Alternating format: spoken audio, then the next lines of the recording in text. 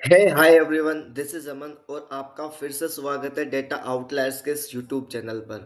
जैसा कि हमने पिछले वीडियो के अंदर डिस्कस किया था अबाउट द मशीन लर्निंग और मशीन लर्निंग के बेसिक फीचर्स और डेफिनेशन को डिस्कस किया था। और आज है डे 2 और इसमें हम डिस्कस करने वाले हैं the types of machine learning. जैसा कि आपने थंबनेल में भी देखा होगा, हम basically types of machine learning के अंदर 4 types of machine learning discuss करने वाले हैं। तो चलिए वीडियो को शुरू करते हैं। तो जब हम टाइप्स ऑफ मशीन लर्निंग की बात करते हैं तो हमारे पास basically 4 types of machine learnings आते हैं। तो इसमें first type of machine learning है supervise machine learning, then unsupervise machine learning, then semi supervise machine learning, then reinforcement machine learning. Basically data के बेसिस पर ये चारों टाइप्स ऑफ क्लासिफिकेशन डिस्क्राइब होते हैं और उनके यूज केसेस भी काफी डिफरेंट डिफरेंट होते हैं। तो आप इस इनको यूज केसेस से रिलेट कर सकते हो। तो चलिए पहले टॉपिक पर आते हैं और फर्स्ट क्लासिफिकेशन को डिस्कस करते हैं। हमारा पहला पॉइंट है सुपरवाइज मशीन लर्निंग। तो सुपरवाइज मशीन लर्निंग के अंदर बेसिकली होता क्या है, हम लेबल डेटा सेट को यूज करते हैं। लेबल डेटा सेट क्या होता है, फॉर एन एग्जांपल चलो समझते हैं। हमारे पास यहाँ पर दो कॉलम्स है। फर्स्ट इज ईमेल, जहाँ पर कंसिडर ईमेल शो करी गई है। देन स्पैम और नॉट स्पैम, इसको डिस्क्राइब करके बताओ कि ईमेल स्पैम है कि नॉट स्पैम है। बाय द फर्स्ट ईमेल है, सेकंड है, थर्ड है, और स्पैम, नॉट स्पैम। तो इस टाइप के डेटा के ऊपर बेसिकली सुपरवाइज मशीन लर्निंग काम करता है, जो कि एज ए लेबल जो यहाँ पर शो कर रखे हैं, जैसे कि स्पैम है कोई ईमेल या नहीं है, वो लेबल को यूज करके मशीन लर्निंग डिस्क्राइब करता है और डेटा के अंदर पैटर्न्स को समझता है। और पैटर्न को समझने के बाद में जो भी कोई अनसीन डेटा होता है, उस अनसीन डेटा के ऊपर वो अपना प्रिडिक्शन शो करता है। तो चलिए इस टॉपिक को हम एज ए डेफिनेशन समझते हैं। A model able to predict with the help of a label data set, जो कि लेबल डेटा सेट को यूज करके हम मॉडल बनाते हैं। A supervise machine learning is a type of machine learning where the algorithm is trained on label data set.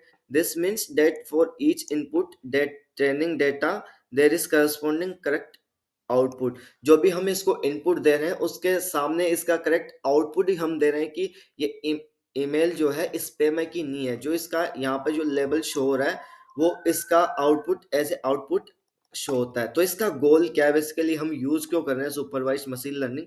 The goal of the model is to learn the mapping between input and output so that it can predict the output for new and unseen data. Basically supervise machine learning करता क्या है, ये map करता है between the input and output और correlation को figure out करके जो भी हम न्यू और अनसीन डेटा दे रहे हैं। Bye the way for an example, मैं एक ईमेल दे रहा हूँ, एक्स ईमेल दे रहा हूँ मेरे मॉडल के अंदर। देन अगर स्पैम होगी तो मेरा मशीन लर्निंग मॉडल उस अनसीन डेटा के ऊपर स्पैम डिस्क्राइब कर देगा कि ईमेल स्पैम है। अगर ईमेल स्पैम नहीं होगी तो नॉट स्पैम के अंदर क्लासिफाई कर देगा। तो चलिए इस सुपरवाइज मशीन लर्निंग को एज ए हम इस डायग्राम के थ्रू समझते हैं कि एक्चुअली ये करता क्या है, इसकी वर्किंग क्या है।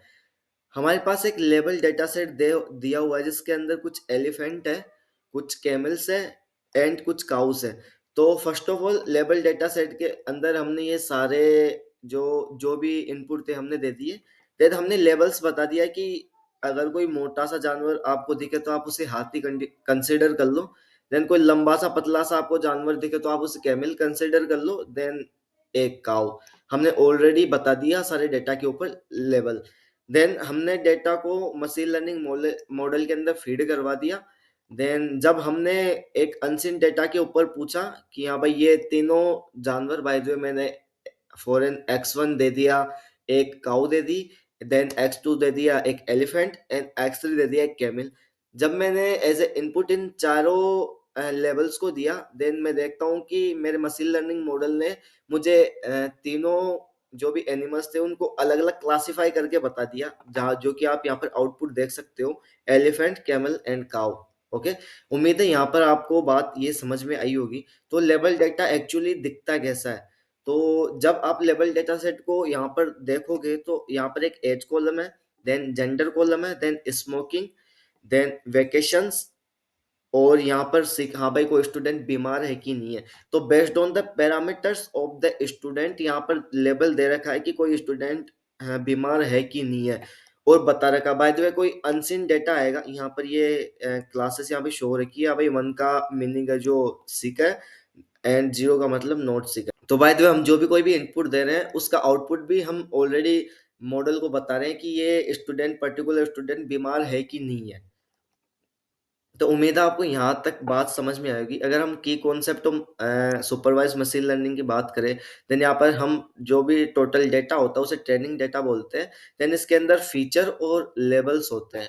बाय द वे यहाँ एज से लेकर जो भी वेकेशन तक का डेटा है वो एज ए फीचर कंसिडर किया जाता है। देन जो लेबल है, जो जिसे हम, जो यहाँ पर जो सिक वाला कॉलम है उससे हम एज ए लेबल टारगेट करते हैं, जिसे हम टारगेट कॉलम भी बोलते हैं, जिसके ऊपर हम सारे प्रिडिक्शंस परफॉर्म करते हैं। ओके। देन जो कंप्लीट हम मॉडल बन जाता है after feeding the data, then सारी एल्गोरिथम्स को लिखने के बाद में उसे कंप्लीटली हम मॉडल बोलते हैं। देन पॉपुलर मॉडल्स इंक्लूड करते हैं जो भी एल्गोरिथम वगैरह वो इंक्लूड कर रहे हैं, जैसे कि लीनियर रिग्रेशन हो गया, डिसीजन ट्रीज हो गए, सपोर्ट वेक्टर मशीन हो गई, न्यूरल नेटवर्क्स हो गए। ये बेसिकली एल्गोरिथम्स है जो कि लेबल डेटा के ऊपर काम करता है। उसके बाद में ऑब्जेक्टिव, ऑब्जेक्टिव क्या है? The goal of supervise machine learning is to minimise the error between the model's prediction and the actual level in the training data. मैंने इसके सारे नोट्स आपको इन नोट सेक्शन में प्रोवाइड करवा दिए हैं, तो आपको इनको लिखने की कोई जरूरत नहीं है। आप बेसिकली अपना पूरा फोकस चीजों को समझने में लगाओ, ताकि आपकी एनर्जी ज्यादा वेस्ट भी ना हो और आपको कॉन्सेप्ट इजीली समझ में आ जाए। देन यहाँ पर लॉस फंक्शन आ जाता है। देन यहाँ पर फिफ्थ पॉइंट है क्लासिफिकेशन ऑफ मशीन लर्निंग। तो बेस्ड ऑन द डेटा हमने जो मशीन लर्निंग है उनको दो पार्ट में क्लासिफाई किया है। First is classification, then second is regression. तो क्लासिफिकेशन के अंदर the task is to predict discrete level सब प्रिडिक्ट करवाते हैं, जैसे कि ईमेल इस, जैसे हमने ये एग्जांपल लिया था जिसमें ईमेल स्पैम थी और नोट स्पैम थी। इस टाइप के डेटा को हम क्लासिफिकेशन वाला डेटा कंसिडर करते हैं। जैसे कि ये जो टाइप का डेटा वो भी एक क्लासिफिकेशन वाला डेटा, जो कि क्लासेस के अंदर डिवाइड है, 0 1 2, या फिर स्पैम और नोट स्पैम। देन सेकंड यहाँ पे आता है regression.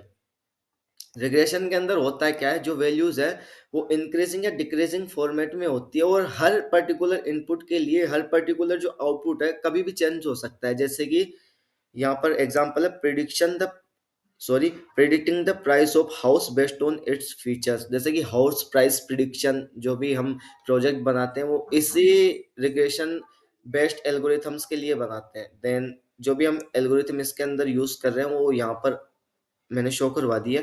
Then supervised machine learning का फ्लो क्या है?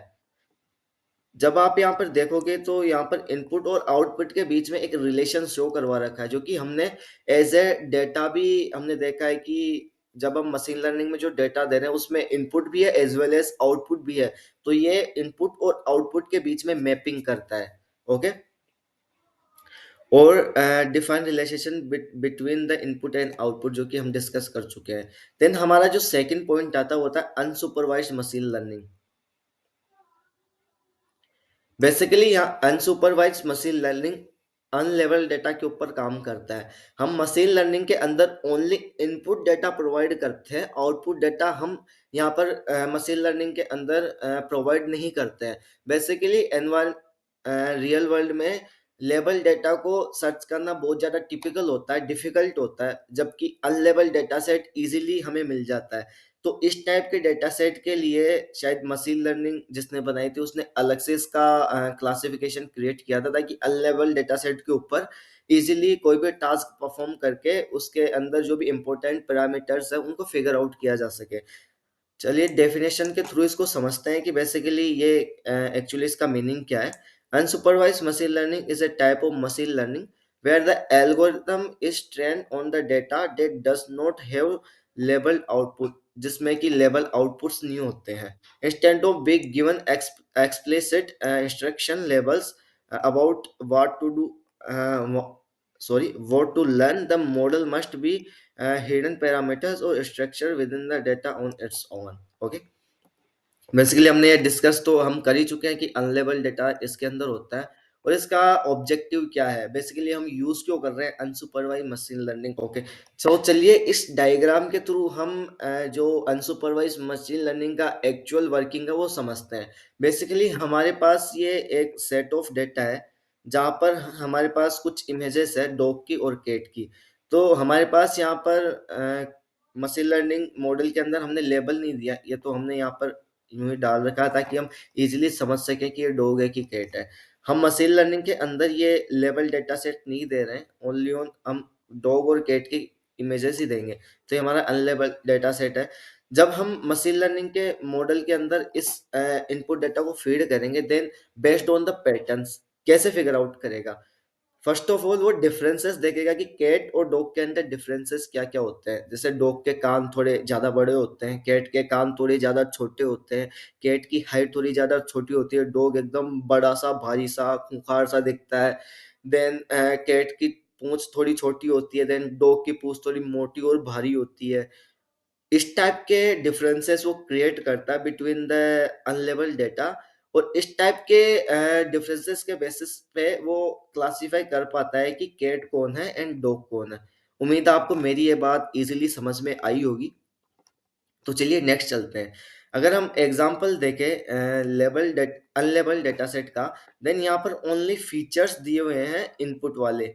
यहाँ पर कोई भी लेबल डेटा नहीं गिवन है जो कि हम मशीन लर्निंग मॉडल को बता सके कि इसका करस्पॉन्डिंग आउटपुट ये है। तो बेस्ड ऑन द इनपुट वो इनपुट के अंदर ही पैटर्न फाइंड आउट करके वो पता लगाता है कि कौन सा करस्पॉन्डिंग कैट है और कौन सा डॉग है। ओके, देन यहाँ पे भी कुछ टाइप्स आ जाते हैं अनसुपरवाइज मशीन लर्निंग का, जिसमें पहली आती है क्लस्टरिंग। बेसिकली ये यूज होता है जब हम ए सेट ऑफ डेटा, हमारे अगर हमारे पास बहुत सारा डेटा है और हमें उन्हें क्लस्टर्स में डिवाइड करना होता है, सेट ऑफ ग्रुप्स में डिवाइड करना होता है, तो उसके लिए हम इसको यूज करते हैं। For an example, bye the वे मेरे पास कुछ स्टूडेंट का डेटा जहाँ पर मेरे पास 100 स्टूडेंट है ग्रेड ए वाले, देन 80 स्टूडेंट है ग्रेड बी वाले, एंड मेरे पास 90 स्टूडेंट है टोटल ग्रेड सी वाले। तो मेरे पास ये सारा डेटा मिक्सअप होके है, मतलब मिला हुआ आपस में। अब मुझे इनके बीच में डिफरेंसेस, इनको क्लस्टर्स में इनको डिफरेंट डिफरेंट डिवाइड करना। देन यहाँ पर क्लस्टरिंग का सबसे ज्यादा इंपॉर्टेंस हमें देखने को मिलता है। क्लस्टरिंग एल्गोरिथम्स जो कि अनसुपरवाइज लर्निंग के अंदर हम यूज कर रहे होते हैं, वो इनको क्लस्टर्स के अंदर डिवाइड कर देती है और डिफरेंस क्रिएट करके इनको अलग अलग फॉर्म में डिवाइड कर देती है। ओके, देन इसका पर्पस क्या है, पहले हम इसका एग्जांपल देख लेते हैं। Customer segmentation in marketing, grouping customers based on their behaviour, उनके बिहेवियर के बेसिस पे उनका क्लस्टर वगैरह क्रिएट कर देना। पर्पस क्या है, use to reduce the number of features and improve model performance. Basically model की परफॉर्मेंस को बढ़ाने के लिए काफी हद तक यूज होता है। डायमेंशनैलिटी रिडक्शन, जब हम मशीन लर्निंग को आगे पढ़ रहे होंगे तो हमारे पास जब लार्ज अमाउंट ऑफ डेटा होते हैं जिसमें सो मेनी फीचर्स होते हैं, 500 600 कॉलम्स का डेटा होता है, तो हमें उसके अंदर से डायमेंशंस को रिड्यूस करना होता है, कॉलम को रिड्यूस करना होता है, ताकि हमारा जो डेटा वो लाइट वे में हो सके और मशीन लर्निंग मॉडल के अंदर फीड करने में हमें थोड़ी सी आसानी हो। उसके लिए हम डायमेंशनैलिटी रिडक्शन का कॉन्सेप्ट यूज करते हैं, जिसके अंदर हमारे पास पीसी आ जाता है, प्रिंसिपल कंपोनेंट एनालिसिस, जो कि डायमेंशंस को रिड्यूस करने के लिए काफी ज्यादा यूज होता है। देन एनोमली डिटेक्शन हो गया, जो भी फ्रॉड वगैरह है, detecting fraudulent transaction in credit card data. जैसे क्रेडिट कार्ड डेटा के अंदर हम एनोनिमस डिटेक्ट करते हैं, वो अनसुपरवाइज लर्निंग मशीन लर्निंग का एग्जांपल है। बाय द वे ऐसे क्वेश्चन आपके इंटरव्यूज में भी काफी पूछे जाते हैं कि कौन सा टाइप, ये कौन सा एग्जांपल कौन से टाइप के मशीन लर्निंग का एग्जांपल है, वगैरह वगैरह। देन एसोसिएशन से, देन हमारे पास ये टॉपिक से हटकर एक कॉन्सेप्ट है टाइप्स ऑफ डेटा। बेसिकली कितने टाइप्स ऑफ डेटा हम डेटा साइंस और मशीन लर्निंग के अंदर फ्यूचर में पढ़ रहे होंगे। देन 2 टाइप्स ऑफ डेटा हम यहाँ पे पढ़ते हैं। First is numerical, then second is categorical. Numerical के अंदर सारी वैल्यूज हमारे पास न्यूमेरिकल होते हैं, जैसे कि एज हो गया, वेट हो गया, सीजीपीए हो गया, किसी स्टूडेंट का आईक्यू हो गया। यहाँ पर सीजीपीए है, यहाँ पे जीपीए लिखा हुआ, सॉरी इसके लिए। देन सेकंड हमारे पास आ जाता है categorical data. Basically categorical data के अंदर सारा जो डेटा होगा वो कैटेगरीज के अंदर डिवाइडेड होके हमें मिल रहा होता है, जैसे कि जेंडर हो गया, नेशन हो गया, ब्रांड हो गया। तो जितने भी जो कैटेगरीज वाला डेटा है वो हम कैटेगोरिकल डेटा के अंदर सेपरेट रूप से लिखते हैं। तो ये वाली बात भी आपको समझ में आई होगी। तो चलिए हम इसमें नेक्स्ट चलते हैं, जो कि हमारा थर्ड पॉइंट है, that is semi supervise machine learning. जैसा कि इसके नाम से भी पता चल रहा है कि semi supervise machine learning basically supervised और अनसुपरवाइज्ड लर्निंग का कॉम्बिनेशन है। बेसिकली इसके अंदर हम कर क्या रहे होते हैं, इसके अंदर हम label data set plus unlabel data set दोनों का मिक्सर यूज कर रहे होते हैं। इनको मिलाकर हम डेटा को फीड करते हैं मशीन लर्निंग मॉडल के अंदर। बेसिकली हम ऐसा कर क्यों रहे होते हैं, पहले उस बात को समझते हैं, देन हम डेफिनेशन के ऊपर जाएंगे। तो रियल वर्ल्ड के अंदर जो लेबल डेटा सेट है उनको फिगर आउट करना या फाइंड करना, ऐसे डेटा सेट को ढूंढ के लाना इंजीनियर्स के लिए काफी ज्यादा हेक्टिक टास्क होता है। बेसिकली इजीली मिलते नहीं है और ज्यादा खर्चीले भी होते हैं, एक्सपेंसिव होते हैं इस टाइप के डेटा सेट। बतौर अनलेबल डेटा सेट हमें यूं मिल जाते हैं, हम क्रिएट कर सकते हैं कोई भी अनलेबल डेटा सेट। तो इस टाइप के डेटा सेट हमें इजीली मिल भी रहे होते हैं in real world. So compare with the label data set, unlabel data set का जो वेटेज है वो भी ज्यादा है। तो इन दोनों को मिक्सअप करके जब हम कोई भी प्रिडिक्शन कर रहे होते हैं तो वो काफी ज्यादा एफिशिएंट और एक्यूरेट होता है, दोनों डेटा सेट को मिक्सअप करने के बाद में। वही स्टडी हम सेमी सुपरवाइज मशीन लर्निंग के अंदर कर रहे होते हैं। तो चलिए डेफिनेशन से इस की कॉन्सेप्ट को समझते हैं। It is a type of machine learning, sorry यहाँ से मैं इरेज कर देता हूँ थोड़ा। Right, it is a type of machine learning lies between supervised and unsupervised learning. This in this approach the model is trained on a combination of label and unlabeled data. Okay, typically only a small portion of data is labeled while the majority remains unlabeled. The idea is to leverage the abundance of unlabeled data, which is often easier and cheaper to collect. जो कि मैंने आपको बताया level data cheaper होता है, collect करने में इस काफ़ी ज़्यादा इजी होती है। Along with the small amount of level data to improve the model sharing and performance. उसमें हम small small amount of level data को ऐड करके देन हम मॉडल की एक्यूरेसी को बढ़ा सकते हैं। बेसिकली की कॉन्सेप्ट्स क्या है machine learning unsupervise sorry semi supervise machine learning के। देन लेवल डेटा हो गया, अनलेबल डेटा हो गया, देन इसका ऑब्जेक्टिव। तो हमने लेवल डेटा सेट डिस्कस कर लिया, अनलेबल डेटा सेट हमने डिस्कस कर लिया है। Then goal, the goal is to use the small amount of level data to guide the model understanding and then leverage the large amount of unlabeled data to further refine and improve the learning process को improve करने के लिए जो भी है। तो इस diagram की हेल्प से समझते हैं कि एक्चुअली जो अनसुपरवाइज मशीन लर्निंग है वो काम कैसे कर रहा है, इसकी वर्किंग प्रोसेस क्या है। तो हमारे पास ये large amount of input data जो कि अनलेबल्ड है, मिक्स में है सारी चीजें, जैसे कि एप्पल हो गया, बनाना हो गया, ऑरेंजेस हो गई, वो सब आपस में मिक्स है। देन हमारे पास स्मॉल अमाउंट ऑफ डाटा जो कि ओनली ऑन टू रोज है, जिसके अंदर फर्स्ट के अंदर डिस्क्राइब है ऑरेंजेस, देन सेकंड के अंदर डिस्क्राइब है बनाना। हमने विथ लेबल इनको मशीन लर्निंग एल्गोरिथम के अंदर एज ए इनपुट दिया। देन हमने एप्पल के आइकन को भेज के मशीन लर्निंग मॉडल से आस्क किया कि ये जो डेटा वो किस टाइप का डेटा है, ये किस पैटर्न से मैचिंग कर रहा है। अगर इस पैटर्न से मैचिंग कर रहा है तो ये चीज है क्या। जब मशीन लर्निंग मॉडल के पास ये तीनों थे, बाय द वे बनाना है, देन ये ऑरेंजेस है, देन अपने को ये एप्पल को अलग से क्लैरिफाई करना है। Then based on the banana की प्रॉपर्टी उसने सारे बनाना वाले को अलग जगह कलेक्ट कर लिया। Then based on the oranges की प्रॉपर्टी उसने सारी ऑरेंजेस को अलग से कलेक्ट कर लिया। देन जो बच गया उसने सारे डेटा को एप्पल के अंदर अटैच कर दिया, जिससे एज ए क्लस्टरिंग सारा डेटा डिवाइड हो गया और इसी पैटर्न के बेसिस पे ये वर्क भी करता है। और जब लास्ट में जो एप्पल बचा उसने बता दिया इट इज एन एप्पल, ये इसका फाइनल प्रिडिक्शन था, जो कि आपको इजीली समझ में भी आया होगा। जैसे कि हम एग्जाम्पल डेटा सेट अगर यहाँ पर देखें तो फीचर वन के अंदर कुछ इनपुट वैल्यूज है, फीचर टू के अंदर कुछ इनपुट वैल्यूज है, फीचर थ्री के अंदर कुछ इनपुट वैल्यूज है, देन इसके जो करस्पॉन्डिंग एक टारगेट कॉलम भी अपने को दे रखा हुआ है, जहां पर हमें इसके करस्पॉन्डिंग लेबल्स और दिए हुए हैं, जैसे कि 0 1 0 0 0 0 कुछ शो हो रहा है इन्फॉर्मेशन। बाय द वे ये जिससे भी रिलेटेड है, उसने small amount of level data set इसके अंदर ऐड किया, then large amount of input data set add किया, देन दोनों को मिक्स किया, और इस टाइप के डेटा को हम सेमी सुपरवाइज मशीन लर्निंग के अंदर यूज करते हैं। तो बेसिकली हमें नीड के ऊपर ही सेमी सुपरवाइज मशीन लर्निंग को इम्प्लीमेंट करने की। चलिए इस कॉन्सेप्ट को समझते हैं। तो labelling data is often expensive and time consuming और रिक्वायर्स डोमेन एक्सपर्टाइज।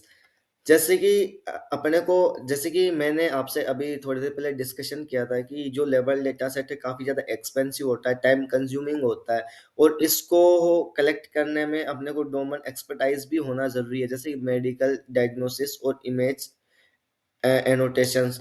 अगर कोई इंजीनियर इन रिलेटेड डेटा के अंदर काम कर रहा है, तो उसको काफ़ी सारा एक्सपीरियंस भी होना चाहिए, जिससे कि अगर कोई भी किसी भी तरीके की एरर है, by the way model weak बनता है, तो किसी भी तरीके की कोई गड़बड़ ना हो, इस चीज़ को ज़्यादा ध्यान में रखा जाता है। Unlabelled data is usually much easier to collect in large quantities. Okay, using both label and unlabeled data can improve model accuracy, especially when level data is limited. जब लेवल डेटा सेट लिमिटेड हो, तो हम unlabelled data set को mix up करके large amount of data machine learning model को provide करवा सकते हैं। जैसे कि इसके एप्लीकेशन हम यहाँ देख रहे हैं, एनएलपी हो गया, इमेज क्लासिफिकेशन हो गया, मेडिकल डायग्नोसिस हो गया। इनके अंदर हम basically semi supervise machine learning को यूज लेते हैं। अब इनकी अगर टेक्निक्स की बात करें, तो इसके अंदर सेल्फ लर्निंग हो गया, मॉडल खुद से सीख रहा है, कोड ट्रेनिंग हो गया, और जनरेटिव मॉडल्स हो गया। ये इसके बेसिकली टेक्निक्स हैं। देन जो फाइनल और फोर्थ पॉइंट हमारे पास आता हुआ था रेनफोर्समेंट लर्निंग का। बेसिकली रेनफोर्समेंट लर्निंग के अंदर होता क्या, मॉडल एनवायरनमेंट के बेसिस पे सीखता है। तो इसके डेफिनेशन से पहले हम इस डायग्राम के थ्रू समझते हैं कि रेनफोर्समेंट लर्निंग का एग्जैक्टली वर्किंग क्या है। तो हमारे पास कुछ रो और इनपुट डेटा है।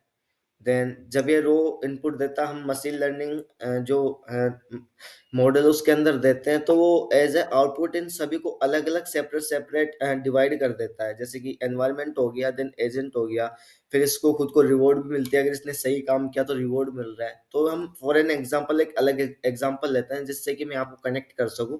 एक रोबोट है, भदोही मेरा रोबोट है। तो यहाँ पर बगल में आग लगी हुई है किसी रूम के अंदर, देन यहाँ पर पानी रखा हुआ है एक बाल बकेट के अंदर।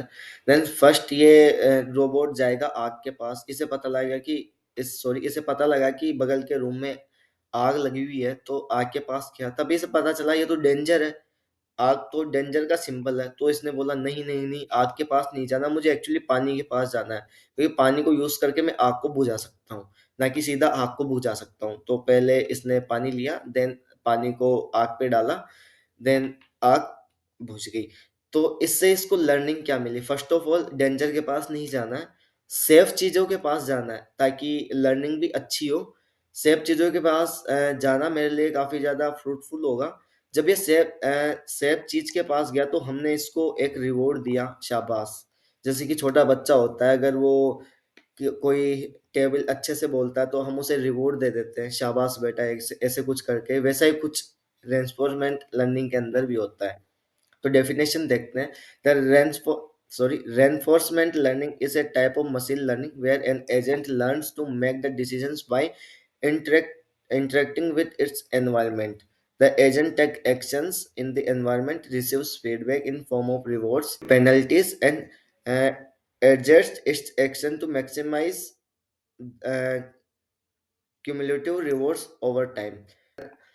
The fundamental goal of RL is to learn a policy, a strategy for selecting actions that maximize long term reward, जो कि लॉन्ग टर्म रिवॉर्ड्स हमारे एजेंट को प्रोवाइड करता है, जिससे कि उसकी लर्निंग रुके ना, कंटिन्यूअसली चलती रहे। हमारा यहाँ पर कॉन्सेप्ट आता है कि कॉन्सेप्ट ऑफ रेनफोर्समेंट लर्निंग।